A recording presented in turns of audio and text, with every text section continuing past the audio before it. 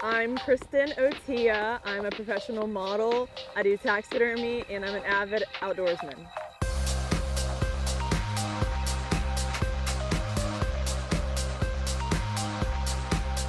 I got started modeling when I was 14. I signed with an agency here in San Antonio and then one in Austin, then one in Houston and Dallas. Probably about 4 years after I started modeling, I got with an agency in New York City, and they actually booked me with other agencies all around the world. Then when I was 18, I traveled over to Singapore, London, New York, Los Angeles, and all that jazz, and walked for some big designers and did some magazine covers, and I was in a Glamour magazine, which was probably one of my biggest accomplishments. That was pretty cool. It's been quite an experience.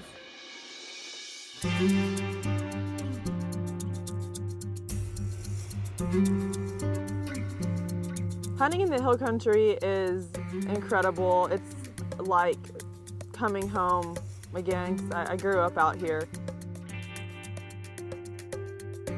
The weather is 90% of the time absolutely outstanding, and if you haven't hunted the hill country before, you're definitely missing out.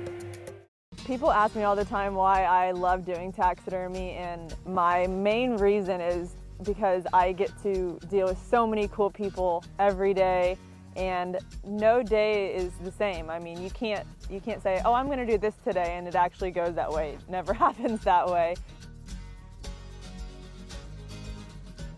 The girls that I model with, most of them think that it's really weird that I do taxidermy. They don't expect it because I'm all dolled up, and most girls that are all dolled up like shopping and getting their nails done, and you don't even want to see my nails.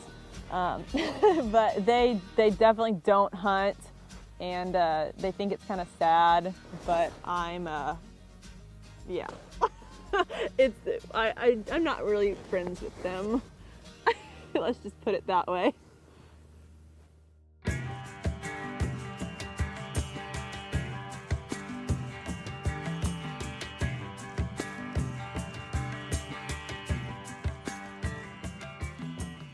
My dad actually started Otia Taxidermy when I think he was 17.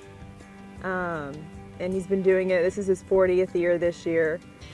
And I got into it about 6 years ago, and he kind of taught me everything I know, and it's probably my dream career because I get to see everyone's biggest trophies they bring in and talk about hunting and listen to everyone's hunting stories that they hopefully don't make up, but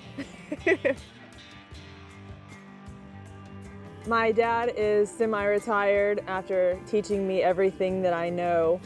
I do most all of the labor and all the taxidermy work and deal with the customers, whereas he deals with the business side.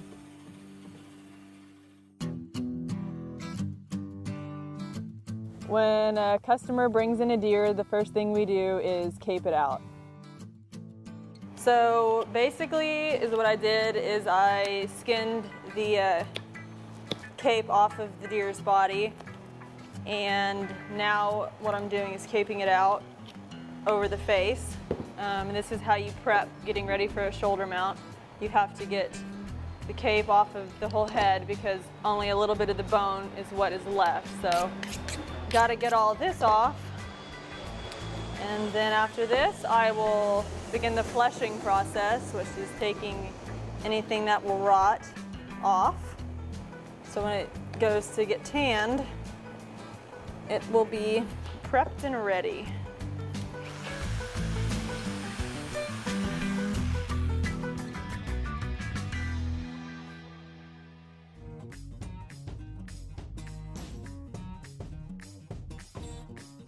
Once the cape is tanned and you have your mannequin, you put the cape on the mannequin, and that's where all the art begins.